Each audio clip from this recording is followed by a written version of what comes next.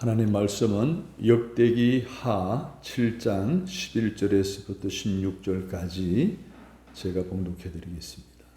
솔로몬이 여호와의 전과 왕궁 건축을 마치고 솔로몬의 심중에 여호와의 전과 자기의 궁궐에 그가 이루고자 한 것을 다 형통하게 이루니라. 밤에 여호와께서 솔로몬에게 나타나사 그에게 이르시되 내가 이미 내 기도를 듣고 이곳을 택하여 내게 제사하는 성전을 삼았으니 혹 내가 하늘을 닫고 비를 내리지 아니하거나 혹 메뚜기들에게 토산을 먹게 하거나 혹 전염병이 내 백성 가운데 유행하게 할 때에 내 이름으로 일컫는 내 백성이 그들의 악한 길에서 떠나 스스로 낮추고 기도하여 내 얼굴을 찾으면 내가 하늘에서 듣고 그들의 죄를 사하고 그들의 땅을 고칠지라.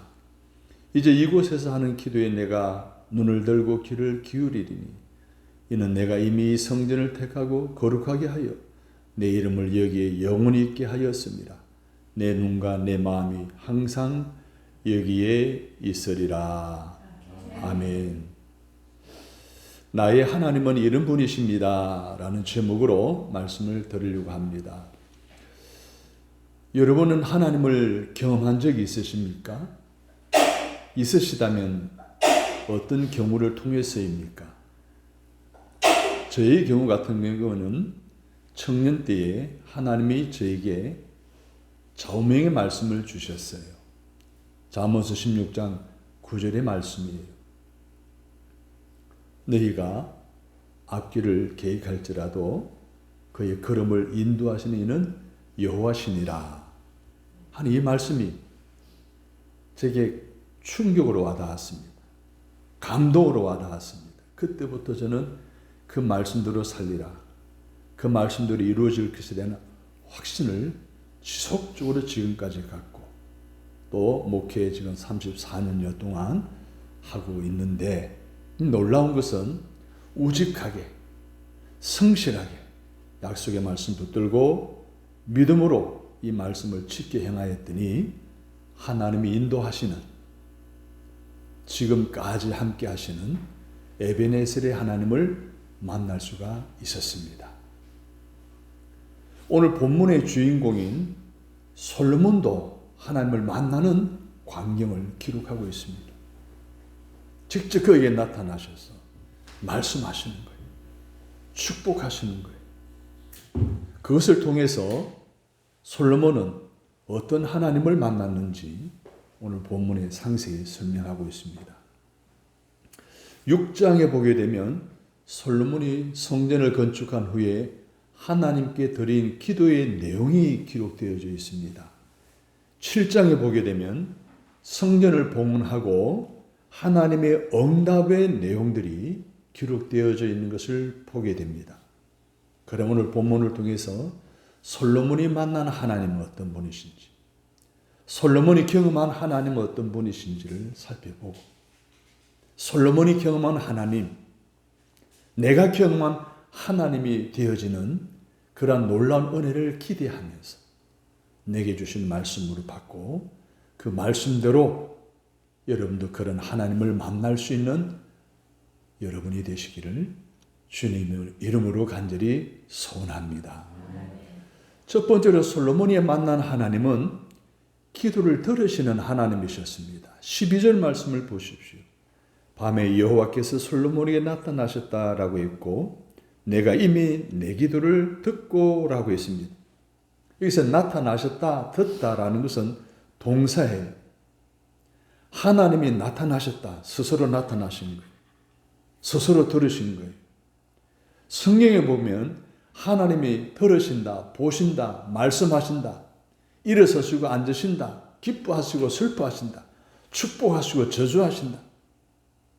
하나님이 능동적으로 모든 것을 하신다는 내용들이 그냥 성경에 그냥 도배하듯이 기록되어져 있는 것을 우리는 쉽게 찾아볼 수가 있습니다. 이 말씀은 무슨 말입니까? 하나님은 지금도 살아계십니다. 할렐루야. 지금도 우리의 기도를 들으시고 우리와 함께 하시면서 역사하시는 살아계신 하나님이라는 겁니다. 하나님의 역동성, 하나님이 살아계시다는 것을 I am that I am. 나는 나다. 나는 스스로 있는 자다. 라고 말씀하시면서 밝히셨습니다. 그리고 출애굽기 20장에 보게 되면 10가지 계명에 대한 설명이 나오는데 4절에 보게 되면 너를 위하여 새긴 우상을 만들지 말고 어떤 형상도 만들지 말라라고 했습니다. 하나님은 살아계시는 거예요. 인격체, 움직이셔 역동성이 있게 활동하시는 분이신데 그분을 고정화시키는 것을 금하시는 거예요. 우상화시키는 것을 금하시는 거예요. 쪼아서 만들고 털에 부어서 만든 형상화시키지 말라는 그것은 죄라는 것을 분명히 하고 있어요. 이것을 통해서 우리 하나님은 나는 지금 살아있다. 너희들과 함께한다. 라는 것을 이스라엘 백성들에게 밝히고 계시는 것입니다. 여러분, 다양한 종교들에서는 우상을 만들어 놓고 우상을 상대로 제사를 하고 무엇을 구하고 예배를 드리고 하는 다양한 종교들이 있습니다. 물론 타 종교들은 다 우상을 섬기고 우상 숭배하는 종교들이죠. 그런데 같은 기독교인 천주교조차도 우상화하는 그런 내용들이 있어요. 그래서 그들이 주장하는 10계명 가운데 이 계명을 빼버리면 두 번째 계명, 형상을 만들지 말라, 우상을 만들지 말라 라고 하신 걸 빼먹으려는 거예요. 그리고 개신교의 십자가에는 예수님 있어요, 없어요? 없어요. 형상을 만들지 말라고 했으니까. 그런데 개신교에서는 성모 마리아 상이 있어요, 없어요? 없어요. 그런데 천주교에서는 만들었어요. 형상을 만들고 우상화 숭배하고 있어요. 그래서 그들의 10계명에는 우리가 주장하는 출애굽기 20장에 나오는 이 계명을 빼버렸다는 거예요. 여러분, 성모 마리아는 예수님의 어머니예요. 대통령의 어머니만 돼도 존경을 받는, 사랑을 받는 그런 시대가 아닙니까?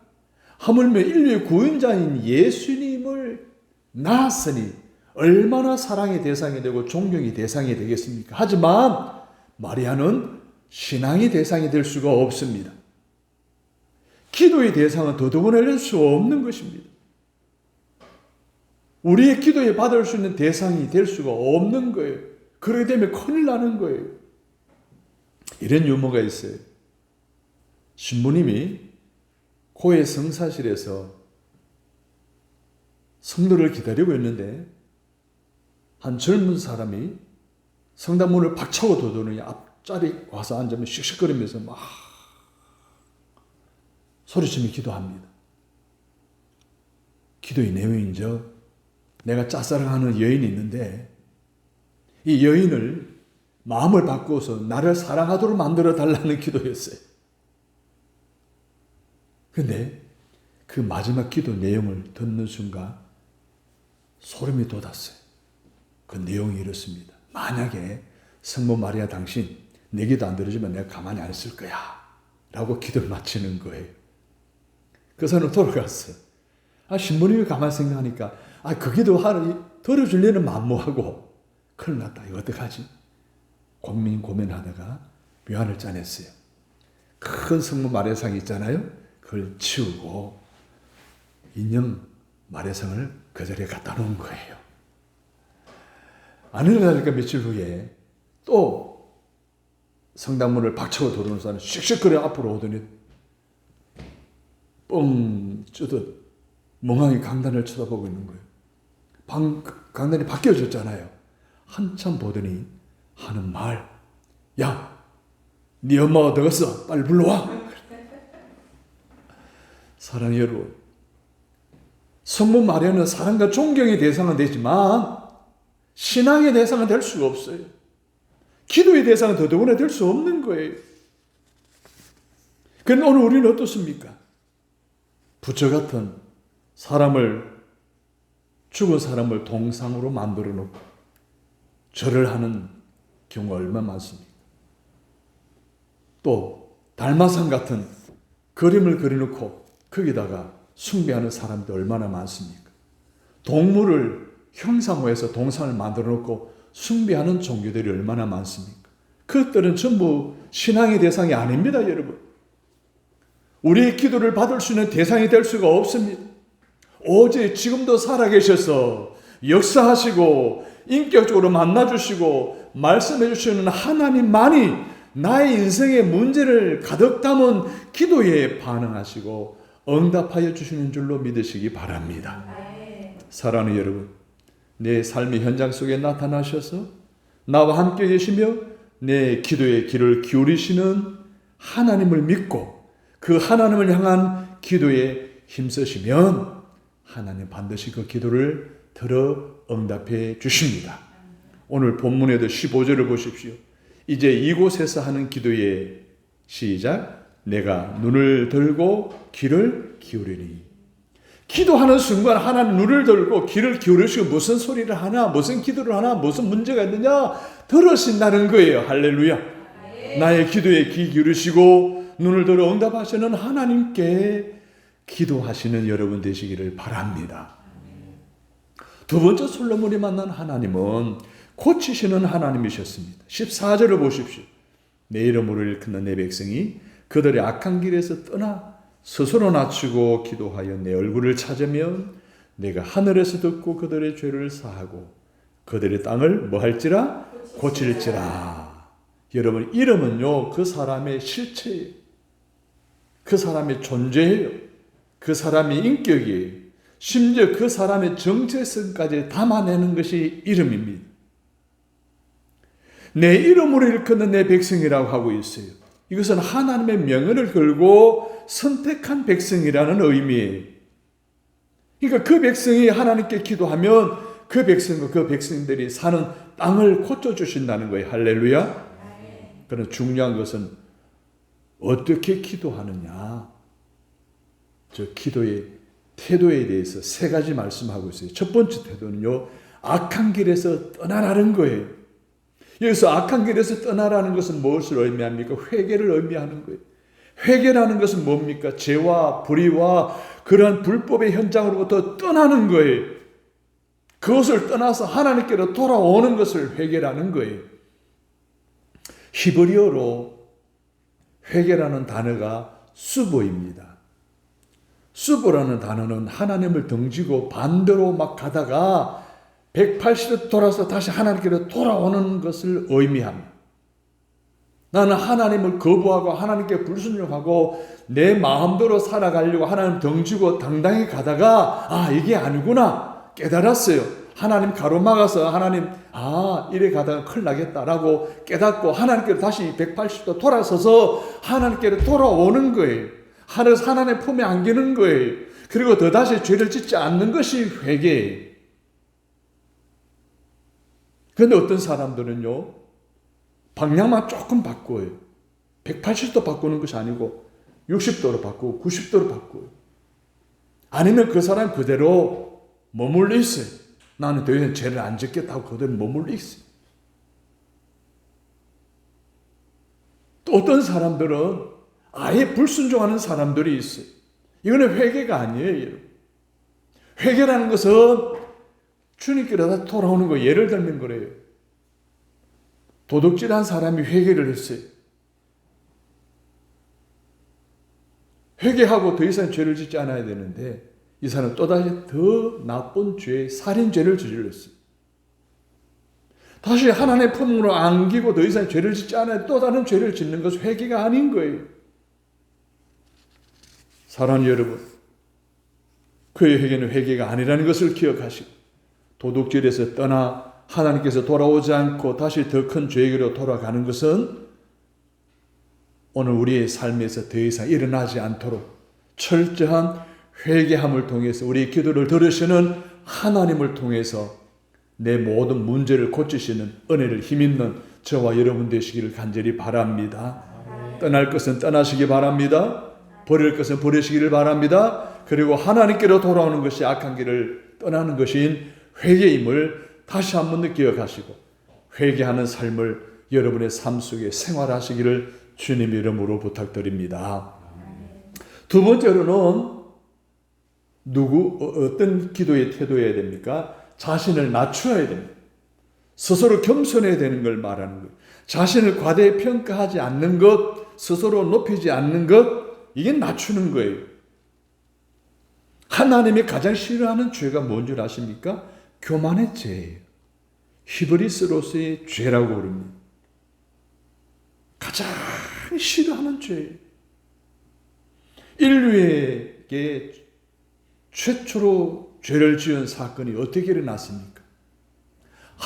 이 사단이 하와에게 교만한 마음을 풀어넣어 주잖아요. 야, 너도 이것을 따먹으면 하나님처럼 될 수 있어. 눈이 밝아져 하나님처럼 될 수 있어서 라고 하는 미혹의 마음에, 교만한 마음에 들은 이 하와가 그만 선악과를 따먹어 버렸잖아요. 그래서 인류에 죄가 들어왔잖아요. 그래서 신라곤이 되어버렸죠. 낙원을 잃어버렸잖아요.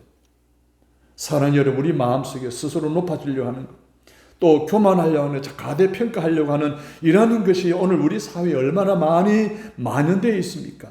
그래서 다 마귀가 풀어넣는 교만한 마음이라는 걸 기억하시고 하나님 거역하고 불순종하게 만드는 이러한 교만한 것들, 내 삶 속에, 내 생각 속에서 자리 잡지 못하도록 다 제거하는 영적 결단이 여러분이 있기를 간절히 바랍니다.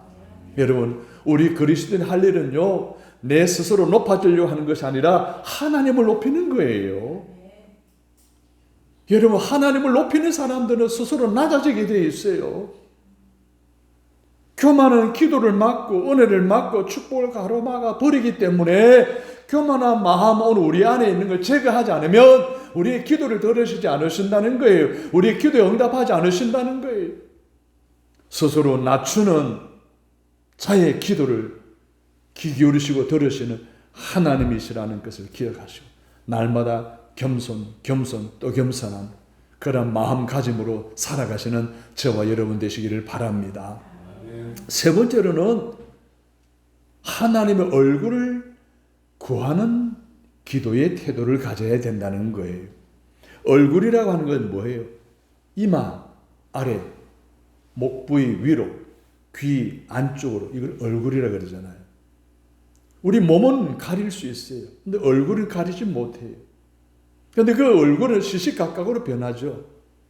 영구적으로 변화시키는 성령술도 얼마나 발달이 많이 되어졌는지요. 이런 유머가 있어요. 예수 열심히 있다가 하늘나라 갔어요. 근데 천국문에 들어가니, 천국문 앞에 가니까 사람들이 그냥 수 킬로를 갖다 줄을 서 있는 거예요. 기다리다 자기 차례가 안 오니까 막 퉁명스럽게 왜 이렇게 빨리 안 되냐고, 뭘 그렇게 막 니미지 그랬냐고 불평을 했더니 그걸 듣고 그 문지기인 베드로가 야, 그 네가 세볼래? 라고 하는 거예요. 근데 알고 보니까 베드로가 천국 들어가는 사람들 한 사람 한 사람 점검을 하는데 이게 도대체 생명책 기록된 얼굴하고 실제로 이 사람 얼굴하고 맞질 않은 거예요. 왜? 성령을 하도 많이 해가지고. 성령 수술이 발달됐지, 가격 싸지, 남녀노소 할 것 없이 그냥 누구나 다 얼굴에 칼대고 하니까. 요즘은 뭡니까? 관상쟁이들도 힘들대요. 관상쟁이가 보고 관상 안 맞는다는 거예요. 왜? 성령 수술 하도 많이 해가지고. 이거 우스개 소리지만 사실 이렇게 보면 너무 많이 성령 수술을 하는 것 같아요. 여하튼 사랑하는 여러분, 하나님의 얼굴은 변하지 않습니다. 아멘입니까? 그 변하지 않는 얼굴을 바라보라는 거예요. 근데 사람은요, 환경에 따라, 감정에 따라, 기후에 따라, 또 여러 상황에 따라 다 얼굴이 달라지지만 하나님의 얼굴은 바뀌지 않는다는 것을 우리는 기억해야 돼요. 하나님 얼굴은 어제도 오늘도 내일도 영원히 변치 않으신 얼굴이심을 기억하시고 그 얼굴을 바라보시고 그 얼굴을 구하시는 여러분 되시기를 바랍니다. 다비치가 그린 모나리자는요, 지금 프랑스 루브르 박물관에 소장되어 있습니다. 저도 실물을 봤는데 정말 그 미소가요, 100만불짜리 미소예요. 근데 그 미소는 죽은 미소잖아요. 움직일 수 없는 미소예요. 아무리 100만불짜리를 하더라도. 그런데 우리 살아계신 하나님의 미소는 어떻습니까? 그 하나님 얼굴은 어떻습니까? 아름다운 얼굴이잖아요. 사랑스러운 얼굴이잖아요. 우리에게 말씀하시는 얼굴이잖아요. 그 얼굴을 구하면 고침을 받는다는 것이 오늘 본문의 말씀이에요. 그 얼굴을 구한다는 것은 사모한다는 거예요. 사랑한다는 거예요. 바라본다는 거예요. 사랑하는 사람들은 서로 바라볼 때에 사랑이 넘치고요. 가슴이 뭉클해지고요. 마음이 따뜻해지는데요. 그렇지 못한 사람들끼리 서로 바라보게 되면 부딪히는 순간 분노가 이글거리죠. 미움이 이글거리는 거예요. 개도요. 잘못했으면 주인을 똑바로 못 쳐다봐요. 그러나 오늘 우리 하나님은 아니잖아요. 얼마든지 구하고 찾고 바라보는 사람들은 따뜻한 눈길로 오늘 우리를 바라보고 계시는 하나님, 그 하나님 얼굴을 구하시는 여러분 되시기를 바랍니다.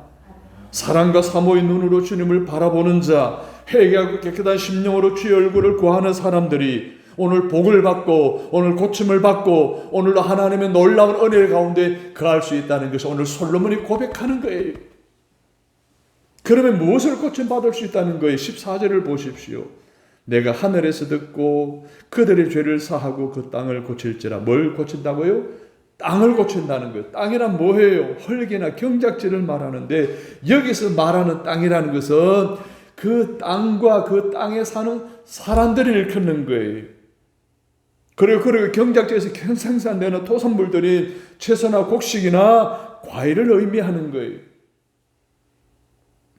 또 여기서 말하는 고친다는 것은 뭐예요? 의미합니까? 치료한다는 거예요. 출애굽기 15장 26절을 보면 나는 너희를 치료하는 여호와라 라고 했습니다. 하나님은요, 땅도 창조하셨고 사람도 창조하셨어요. 특히 그 땅을 고치신다는 것은 그 땅에서 행해지는 모든 행동들, 그래서 사회, 경제, 문화, 그리고 이 모든 것 등을 다 치료하며 고치신다는 것을 말씀하고 있는 거예요. 그래서 여기서 말하는 고치신다는 것은 오늘 그 사람과 그 사람이 살고 있는 모든 환경, 그 사람이 안고 있는 모든 문제까지 다 고치신다는 거예요.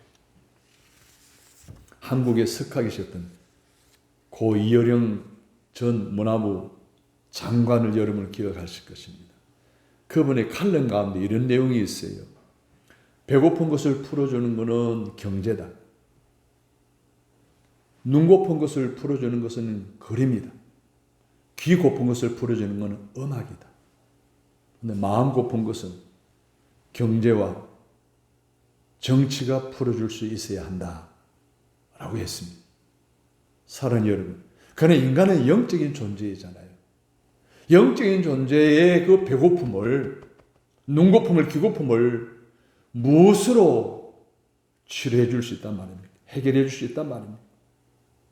없어요, 세상에.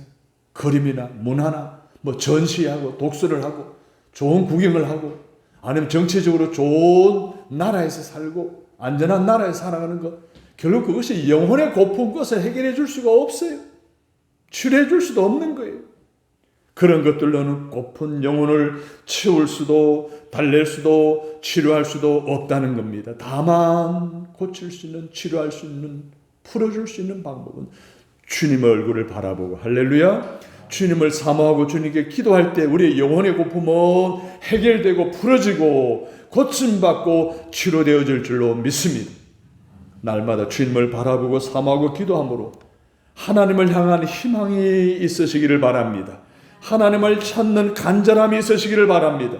그래야만 우리에게 음악이 없어도, 우리에게 미술이 없어도, 우리에게 문화가 없어도, 문명이 없어도 모든 것을 치료하고 해결해 주시는 하나님과 함께 기뻐하며 즐거워하며 춤을 출 수가 있을 줄로 믿습니다.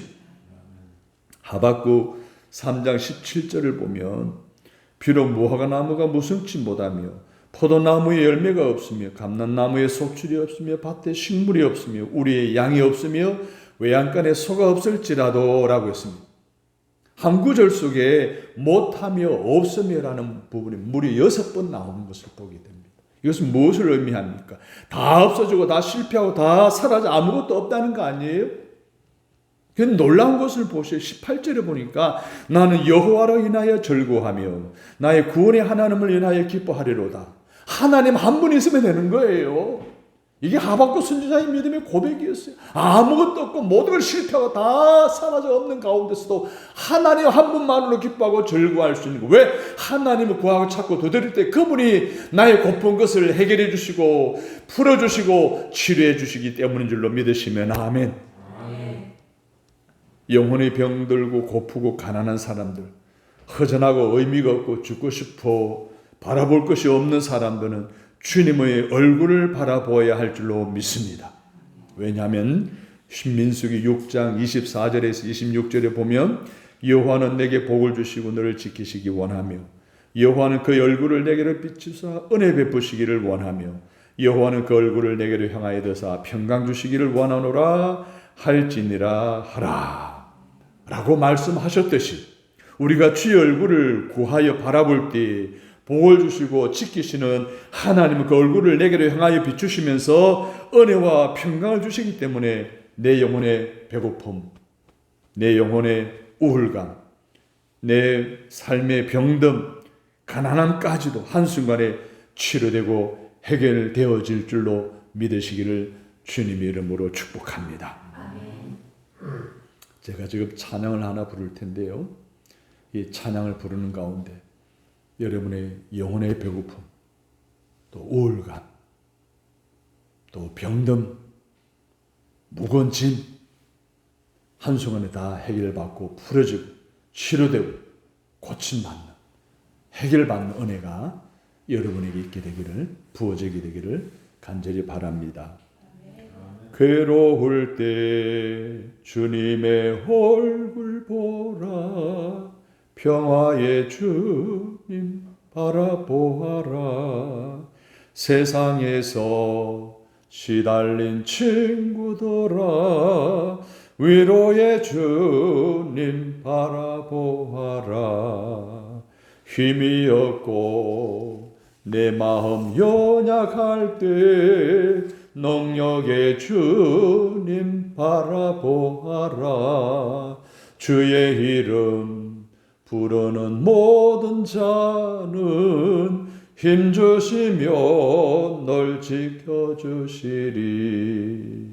눈을 들어 주를 보라 내 모든 염려 주께 맡겨라 슬플 때에 주 예수 얼굴 보라 사랑의 주님 안식처래라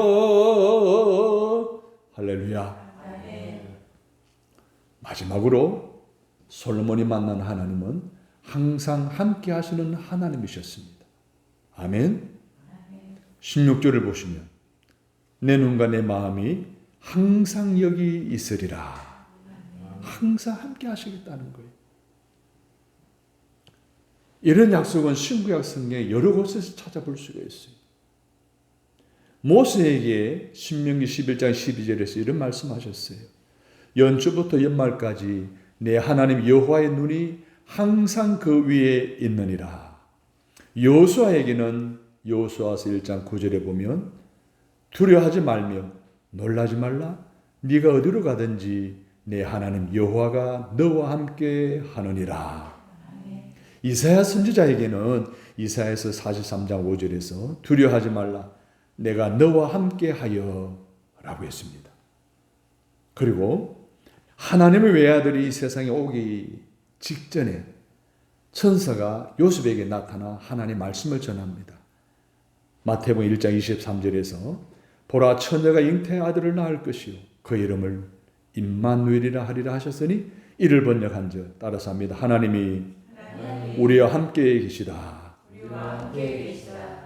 여러분 예수님이 죽음에서 부활하신 후에 40일 동안 계시다가 부활 성천 직전에 제자들에게 하신 말씀이 마태복음 28장 20절에 나오는데요. 내가 세상 끝날까지 따라서 하면 너희와 항상 함께 있으리라.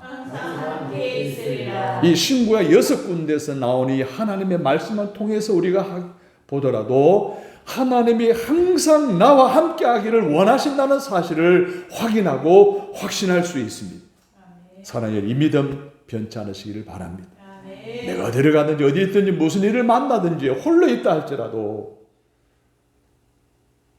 정말 힘든 가운데 감당할 수 없는 죽을 지경에 놓여있다 할지라도 그곳에 하나님이 항상 함께 하신다는 사실에 대한 확신을 솔로몬처럼 갖는다면 여러분 뭐가 두렵겠습니까?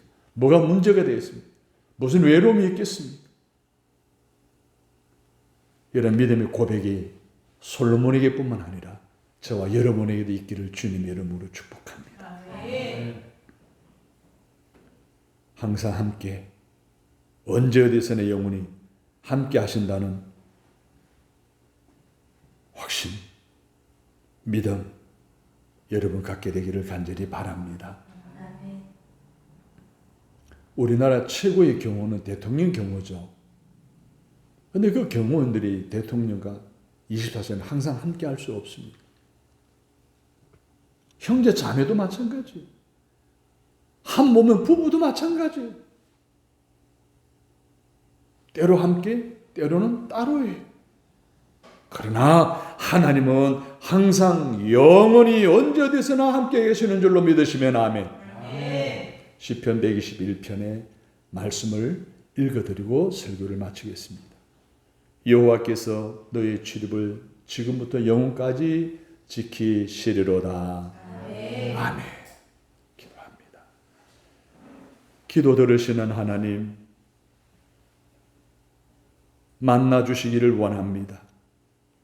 고치시는 하나님, 악한 길에서 떠나고 스스로 낮추고 하나님 얼굴을 구하고 찾을 때마다 풀어주시고 치료해 주옵소서. 항상 함께 하시는 하나님, 언제 어디서나 우리를 떠나지 않고 함께 하심에 대한 확신한 믿음으로 살아가는 저희들 되게 오늘 솔로몬이 만난 하나님 만나고 그 하나님과 동행하며 살아가는 우리 모두가 되게 축복해 주시니 감사합니다. 예수님의 이름으로 기도합니다. 아멘.